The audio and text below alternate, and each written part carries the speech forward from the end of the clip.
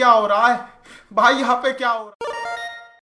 Love him or hate him, Mohit Suri seems to be one of the few directors in India who is regularly giving hits in the romance genre, which seems to be on life support lately.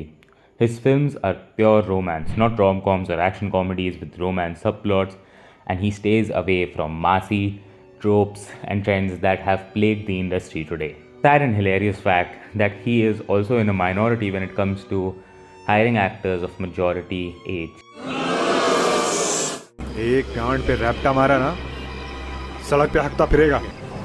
Okay, that was a bad joke. That does not work. But he chooses actors and makes pairs that generally look age appropriate somewhat. So, is he all good? Maybe he's the Damien Chazelle of India or Luca Guadagnino. Well, no, because this is Indian cinema where either the movie is toxic crap filled with cringy tropes or straight up an unofficial remake. Suri himself has built his own criterion closet of Korean remakes. This little Koreaboo BTS stan will be exposed today. So just hit the subscribe button and let's get into all of his remade filmography. Ek Villain. I'm keeping this one first because this is probably my favorite work of his. Ek Villain stars Siddha and Shraddha as a romantic couple. You can already see the shy girl hitman dynamic and how K-pop coded it is. But remember, India did it first, guys. Always remember. People say that it's a remake of I Saw the Devil. Look, I'm not here to defend anybody, but I feel like these films were different enough to justify at least not catching those allegations. Both the films are about a hitman or a special agent, basically an emotionally distant man who is only grounded by his girlfriend. They both go on a revenge plot when their girlfriends are killed by this psychotic serial killer. It was a really good film for its time. Also, Ritesh Deshmukh's performance was one of his career best. But हाँ यार, I Saw the Devil is on another level. But because उन दोनों का execution इतनी अलग अलग तरीके से हुआ है, इसको remake बोलना, I get it because ये मोहित सूरी है, I get it. But so go watch this if you haven't, and go watch both the films actually. अब सेकेंड नंबर पे आते हैं Zeher, out of time. I can see the comparison. Basically in both the films there is a cop who is going through a divorce and starts seeing another girl. The girl is in an abusive relationship and is also dying of cancer. It seems like she did not share that one meme with 5 of her friends. Well, Uno reverse card is pulled because she is actually the abusive one. I guess she's not in danger, she is the danger. And no cancer, she is just in it for insurance money. She's becoming more and more like Walter White, it seems. Anyways, the MC and his almost divorced wife kill the girl and they live happily ever after. Now let's move on to number 3, Aashiqui 2, or A Star Is Born. Okay, if you haven't heard about A Star Is Born, it's like the biggest romance musical that has ever existed. It's basically the bap of all musicals. A Star Is Born is a pretty famous film, and every romance film can in some ways be inspired by this film. But actually इन दोनों के plots काफ़ी similar हैं. A rock star with a fading career helps a young girl who becomes a bigger star than him and doesn't seem all that unique and forgets about him. And it doesn't seem all that unique because romance plots और romance movies में tragedy या stakes high करने के लिए इस type के dramatic plots या story beats ही लाते हैं जिसमें एक इंसान दूसरे इंसान को complete. But Aashiqui 2 का soundtrack was fucking killer, man, and this film was next level influential when it first came out. So I would say Murder 2 or The Chase.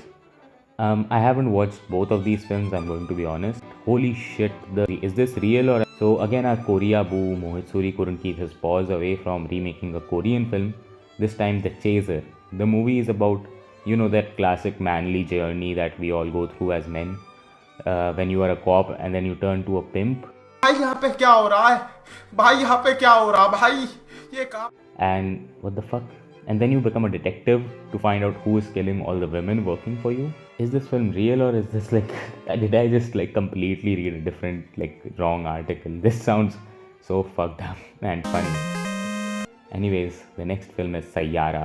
Yes, I know this film is fucking crazy, guys. This film is bringing back romance in the Bollywood or romance in the Indian industry again. I'm sorry for shitting on your favorite film.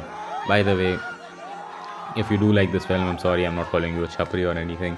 And it's kind of good to see that people are really excited to go to the cinema again. But let's just get into why this film is a remake of A Moment to Remember. This is a Korean film again, by the way. This fucking guy is more obsessed with Korean media than a 13-year-old girl, it seems. His latest release is a runaway success starring relative unknown actors. Sure, they're Nepo babies, but the film is a romantic film and without any crazy huge marketing campaign behind it, like Netflix releases. Like Netflix has a chokehold on social media marketing.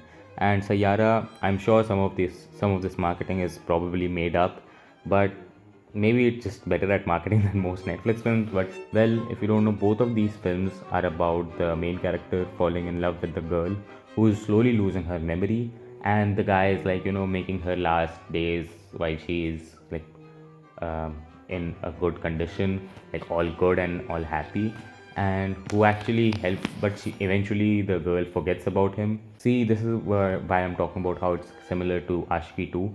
Not that they are both fading rock stars or something, but in the thematic sense of losing the one person that you invested the most into. Look, it's a huge success for a dead genre. The actors are Nepo babies, but also not really that known, so they are not like some crazy big stars or some legacy stars. So, while the characters aren't perfect, they are also not toxic in the way that we have seen in films like Animal, या फिर Pushpa, या Kabir Singh, या फिर even KGF to some degree. So, is it like some crazy nuanced film that's going to change or revolutionize Indian cinema? No. But loving this film makes you a Chapri Pro Max? Also, no, surprisingly. It boils down to Bollywood getting a green uptick whenever a remake is made. So, sure, I can play devil's advocate like I have this whole video and say that, Mohit Suri is just making these classic genres, and all of the films that he remakes follow a very basic or generic plotline that is kind of stereotypical or archetypes in romance films, like, the rock star plotline or the hitman plotline. Like, these things have become common tropes in romance, don't offer anything new to these genres or these tropes, and that's why they feel so derivative and people are criticizing maybe.